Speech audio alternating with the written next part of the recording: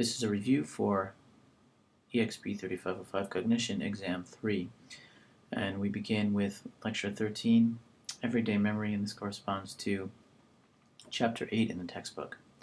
So as we noted, the previous research that we've discussed so far up to this point was mostly consisted of word lists, memory for word lists, and the various factors that affect how well people remember these kinds of information. However, the kinds of information that people typically think of as memory doesn't consist of arbitrary list of words, but rather things having to do with their lives and events that have taken place in their lives and things that are important to them that they remember from their actual experience. And so we can define a different class of memory, which is autobiographical memory, which consists of recollected events that belong to a person's past. So this isn't just arbitrary facts and figures, but this has to do with specific things that relate to an individual and his or her experience. It involves mental time travel, so it has a component of episodic memory to it, and it's multidimensional. It's spatial, emotional, and sensory. It has not just specific individual facts, but has all these components that are similar to the experience themselves, and so you can remember something with fondness and feel good thinking about it or feel bad thinking about it. You can remember the sights and smells and so on and so forth, just as you do as you originally experience it. And so this, in some sense, can be thought of as replaying the recording of one's original experiences as somebody underwent those experiences. So autobiographic memory has a couple of specific characteristics. One of them is that it has a sensory component. As we said, it's multisensory. You can have sights, visual, auditory, even other senses, gustatory elements to it. And so research has shown that it really does have this, that the sensory component is really essential to it. So it's not just something we consider epiphenomenal, which means that it's just, it feels as if there are these components to it, but it's not really essential to the way the memory is encoded. Studies have shown that people who have actual deficits in higher level perceptual processing, so people who aren't able to recognize objects and experience loss of, they will often experience loss of autobiographical memory. And so this shows a visual experience, in this case, plays a role in forming and retrieving autobiographical memory. There really is something about the experience, reliving that experience of seeing that mountain vista when you hiked up to the top of a mountain or something like that, really is essential to the way the memory is encoded. Getting more general into the question of what type of information is encoded over time, what type of events are memories. So people experience many millions of experiences that they don't remember. Most of the information we experience, most of our lives are to some extent forgotten. But of course we remember a lot as well. And the question is, what type of things do we remember and what type of things do we not remember? And so there's evidence that things that are significant in a person's life are remembered. And this is consistent with people's general expectations that the things that are significant, something really bad or something really good that took place, ends up being remembered. Highly emotional events, and that's related, things that cause a lot of emotion, and transition points, changes, times of change in one's life. And we pointed out at this point in the lecture that when thinking about what's remembered in autobiographical memory, we have to remember the function of autobiographical memory. The point is not just to be able to have something to do when you're sitting around on you're bored and you can kind of relive something that happened years ago, but rather there's a purpose to autobiographical memory. And things that are significant and things that cause lots of emotion are often likely to have a lot of functional significance as well. They're likely to be important, and then in remembering those events, it might lead you to change your behavior now. It might help you to direct and your goals and your plans and your behaviors in the present. So as far as things that we know people remember and people forget, a very striking example of forgetting is childhood or infantile amnesia. And this is the inability of adults to retrieve episodic memories from before the ages of 2 to 4, depending on the person. Some people have memories from before 4 years old. Many don't have any until later. Some people have autobiographical memories that go back to age 3, but very, very infrequently do people have memories from before the age of 2. And so there's this really catastrophic loss of episodic memory, even though children themselves may remember events that took place a month ago or even half a year ago at age 4. But into adulthood, these tend to disappear. And besides this complete loss of memory for age 4 or sooner, there's also a more general lag of reduced memory from before age 10. So people may have some memories from the time that they're 7 or 8, but those will be much less compared to their memories from, say, their teenage years. So why does childhood infantile amnesia occur? Well, it's probably not a failure to encode in the first place because, as we said, memories are present, so children can show memory for events that took place in the past, even young children. So it does end up being encoded. It's not as if it's never encoded.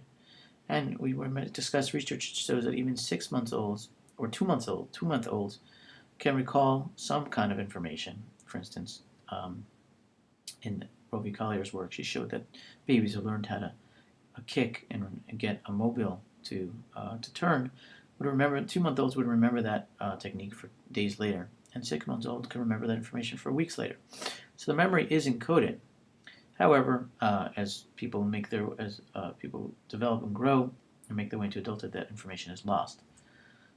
So there are a couple of different hypotheses that have been proposed. One is that it's simply neurological, that the hippocampus we know is underdeveloped until around age 4. And we know that the hippocampus, of course, is very essential in memory formation and in particular in consolidation. And that's the forming of really long-term memories that are really stable. In other words, emotional.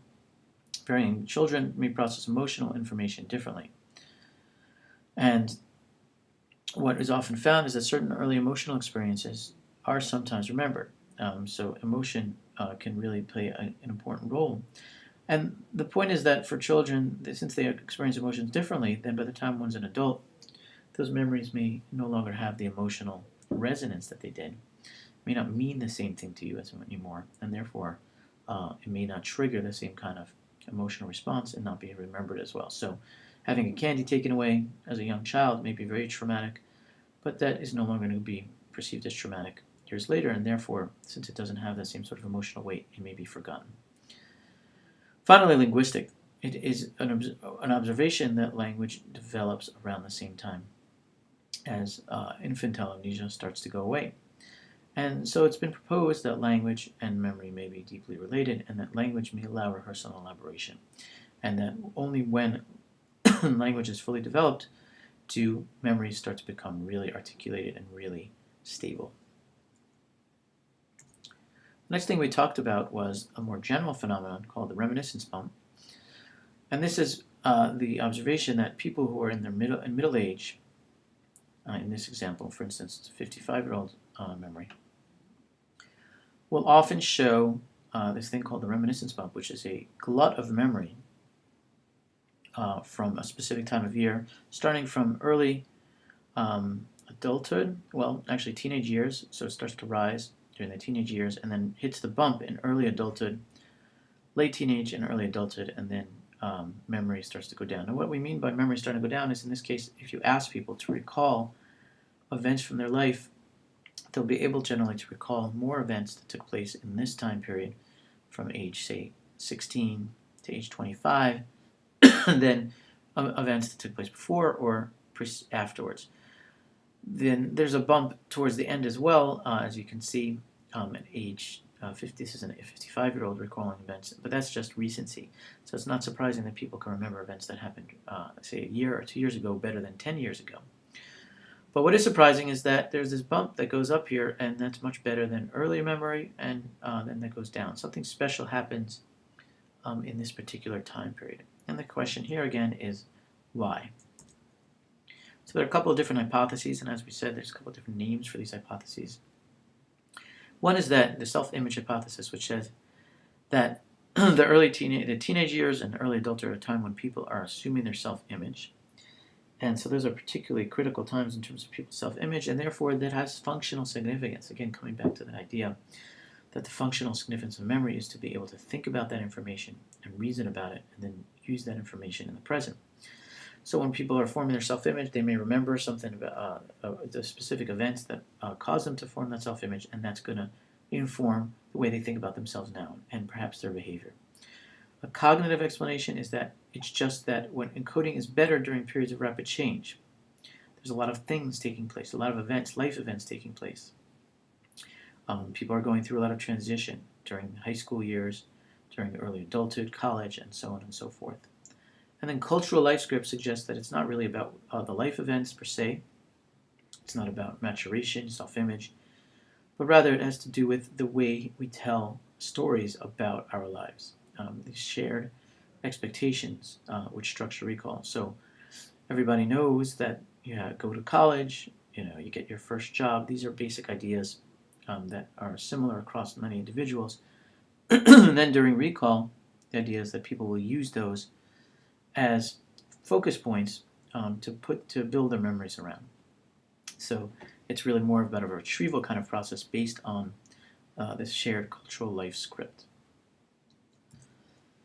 So one source of evidence with regard to some of these hypotheses is that that the reminiscence bump seems to depend much more on life experiences than on age per se.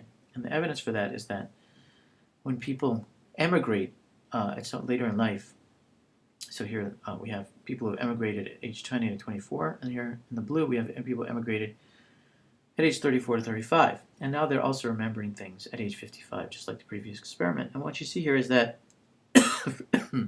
for people who emigrated, sorry, I have a little bit of a cold, for people who emigrated at age 20 to 24, you see this massive reminiscence bump, similar to the original one, but even more extreme. But for those who immigrated later in life, what you see is the reminiscence bump shifts, and shifts to around before the point and after the point at which they immigrated. And this is most supportive of cognitive hypothesis, but it's also related to the self-image hypothesis. And so what this suggests is that when times of tremendous transition are taking place, people encode that information and remember that information better. Because immigrants, people who left their home country at a later time in life, have many memories from around that time period, before and after that time period. Emotion is also extremely important in terms of what gets remembered and what doesn't.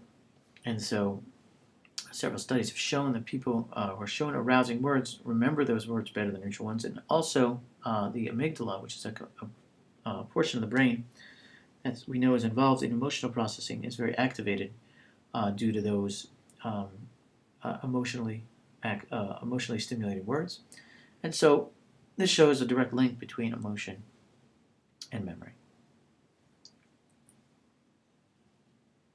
Memory, or the perception of increased memory due to emotional events, are so-called flashbulb memories. And so there's a typical report that people make that highly shocking events, things like 9/11 or earlier the Challenger disaster, these very public and highly emotional events, lead to memories that have much greater fidelity. So people often report remembering exactly where they were, what they were doing, when they heard about these kinds of events, and what took place during the day. However, the fact that people report it doesn't necessarily mean that it's true, just because it feels as if you have a flashbulb memory, which is a memory that feels almost like a photograph or a video imprinted in your mind. Does this mean that people have memories of these types of events are actually highly accurate and not susceptible to the kind of decay that takes place over time, which is true of other kinds of memories?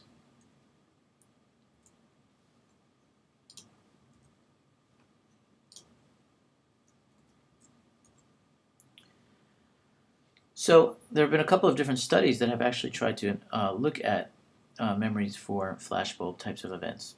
And so, as I mentioned, the Challenger disaster is one of the first types of public disaster events where psychologists went and actually studied people's memories for this event. So Neisser and Harsh asked for people's memories of the Challenger explosion after one day. They went and got people's recollections of where they were and what they were doing, and then tested their memories 2 to 3 years later. And what they found was that accuracy for details actually declined with time. So similar to other kinds of memories, they found people forgot things, but confidence in people's memories was very high. So here's an example of a transcript. I'm not going to read through it, but somebody remembered being in one place in religion class when hearing about it. I remember who told them, and then back in 2 years later, and so this was 1986, this was a couple of days after the event took place. And then 2 years later, when they were reporting the same events, the details changed rather dramatically. And so here's they're remembering hearing it from somebody, a different source, and being in a different location. And the point was from this study was that, first of all, that these kinds of errors in memory do creep in, similar to other kinds of memories. But nevertheless, people are often very confident in their memories of those events. Tellerico and Rubin did a study of 9/11, and they asked people to tell them about everyday events or flashbulb events, and similar to the Nice and Harsh, they asked people to do this a day after the event, a couple of days, one day after the event, multiple days, up to almost a year after the event, for a normal everyday event and a flashbulb memory. This way they were able to check people's, compare memories for the everyday event versus the flashbulb memory.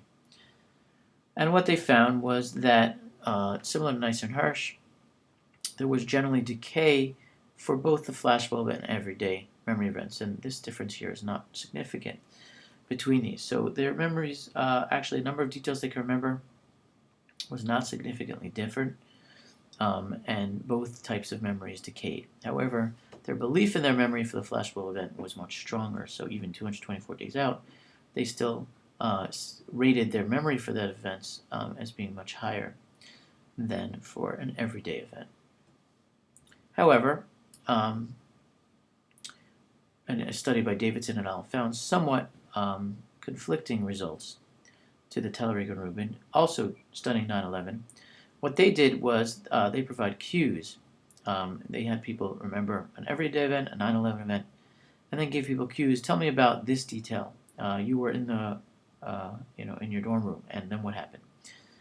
And they did the same thing for an everyday event. And what they found was that if they compared people's memories for 9/11 versus for an everyday event, people's memory for 9/11 actually matched better with their memory 1 year later, matched better with their memory from a day after. So it seems as if they were actually remembering correctly for 9/11 better than for the everyday event. And this is so there's some evidence here that the flashbulb memory is remembered better. Certainly not perfectly, as you can see.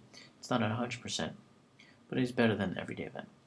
And in addition, if you look at the right graph, they found that 100% of people were able to at least remember some detail accurately, which wasn't true for the everyday event, which wasn't at 100%. So what are we to make of this? Well, it's certainly the case that memory shocking events may be somewhat better, but it's certainly not as good as people think. It does decay with time, even though people often report that they are able to remember these details with certainty years after the event. So there is a bit of an illusion to the flashbulb memory. There's a sense in which it seems as if the memory cannot decay and you can't be wrong about the detail, but in fact you can.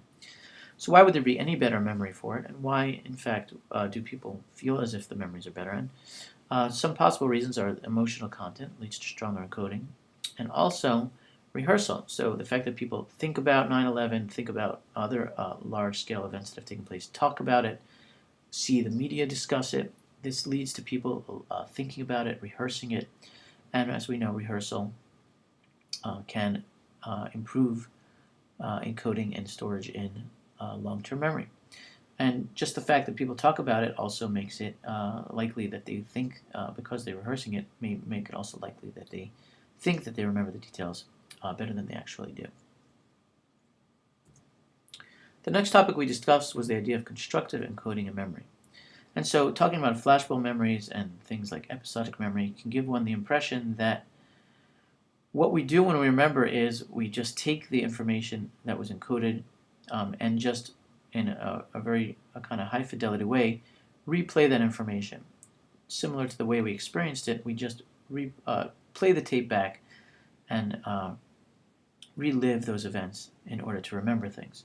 However, the idea of constructive encoding is that what you remember is not just based on what you experienced, but it's based on your knowledge and beliefs as well.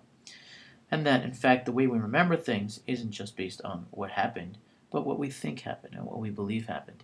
And the evidence for this is that you can sometimes introduce information, change information that's supposedly in memory, and then people will end up remembering things differently. So some very strong evidence for this comes from false memories. People often remember a semantically consistent word as having been on a list, and we did this in class. I showed you a word list. You had to remember it, and it was a lot of words that were consistent with the word needle.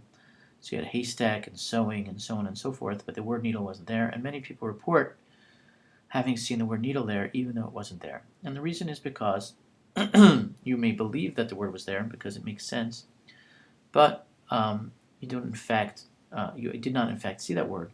And what this suggests is that you can remember something based on the fact that you think it's true rather than it having been true.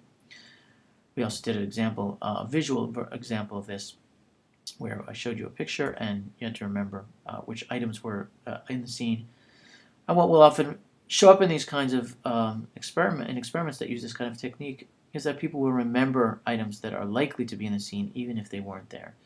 I think the example we used was papers, which there are no, a computer terminal, which isn't actually in the scene, but people often remember seeing one because it's consistent with the scene.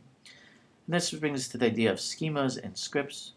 A schema is basic knowledge about a category of experience, so you may know about offices, or you may know about a basketball game or a baseball game, and what kind of things should be there. And then what often happens is that information that you may not have actually seen there will creep into your memory of it. So even if you didn't see a computer terminal in an office, you may remember seeing one because it's consistent with one being there based on this shared schema that we all have of what an office will typically contain. Scripts are related, but they relate. It's the idea of knowing what happens in a certain kind of scene. So, standing online at a store, you kind of have a script of what typically happens. You get in behind the person behind you. You wait. You unload your packages. You give the person, the checkout person, the payment, and so on and so forth. And what will often happen is people may remember some detail of having taken place, even if it didn't happen. So, let's say you were able to skip the line and somehow you got right on up to the register. Later on, somebody you may remember having stood online even though it didn't take place.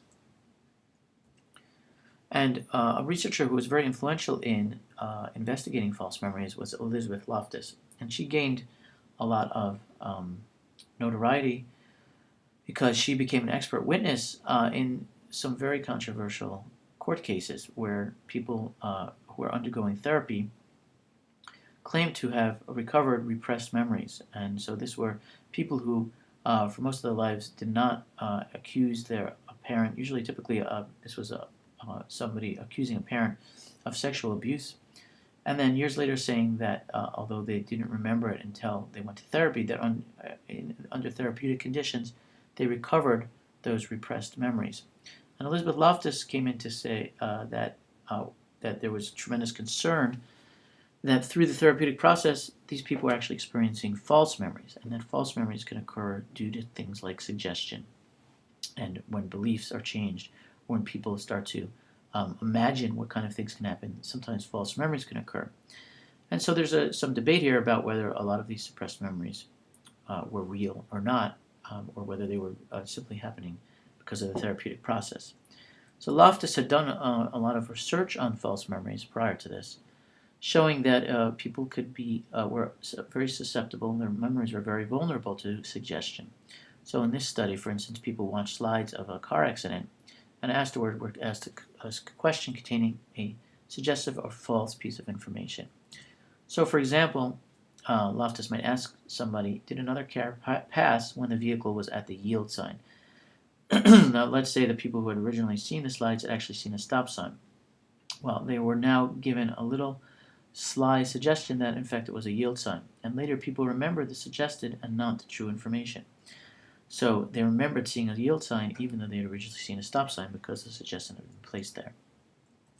Here, a suggestive question is not a false information, but just the kind of language that's used when asking the question can change the way people remember.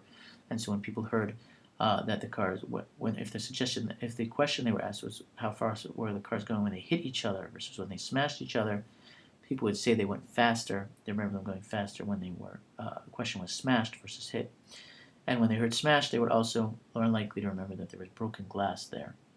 So these suggest that post-event questioning can greatly influence the way people remember information.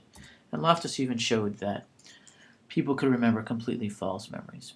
And so in the Lost in the Mall technique, Loftus had some siblings who were Confederates in an experiment come in together. Two of the siblings, or several of the siblings, were in on it, and then they went and recalled events from their childhood. And what happened was the Confederates would claim that they had remembered an event that really had never taken place.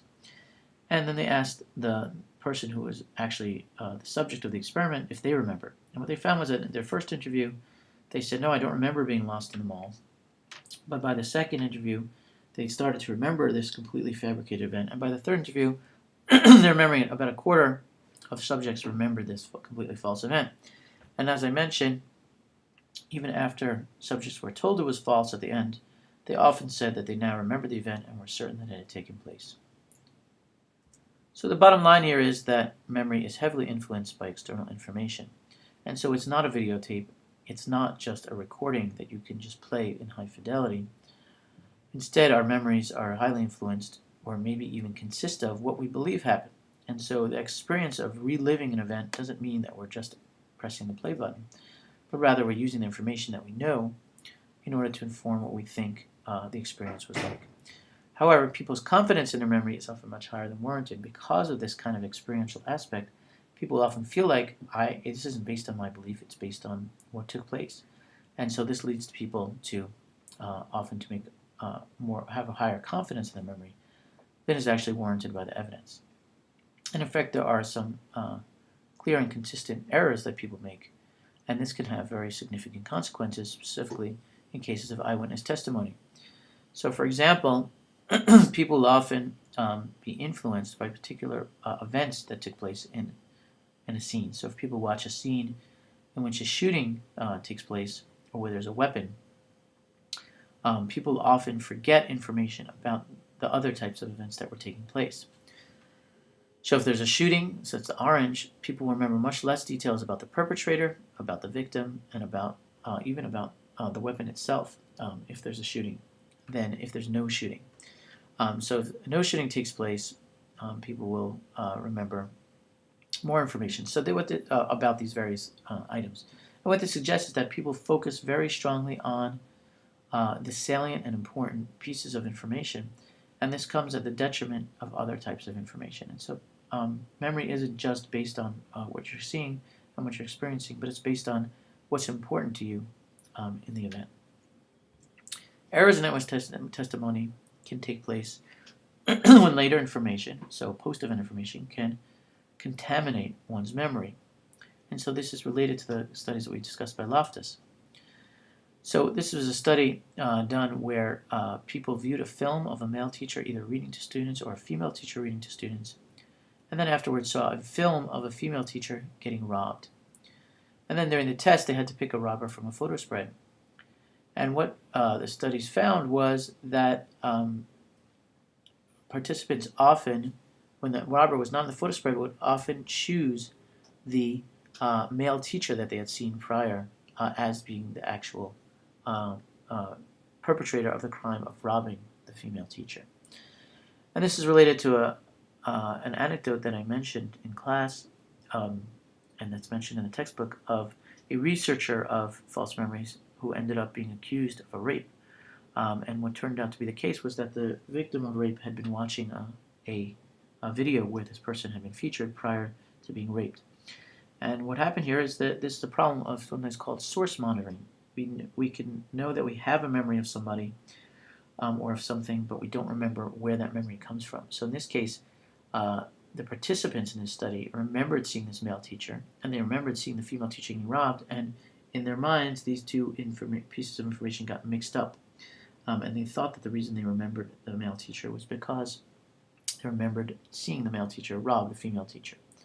And so what happens here is this a contamination of memory one source contaminating the other source of memory.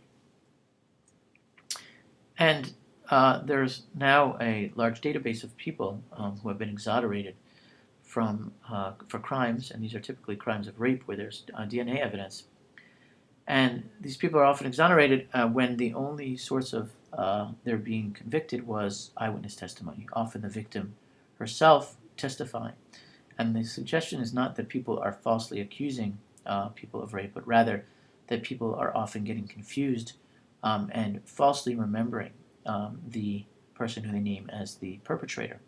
And as this database shows, this can happen fairly frequently based on the fact that people can have high confidence in their memories, even when we know, based on the type of evidence we've been discussing, that those memories can really be faulty.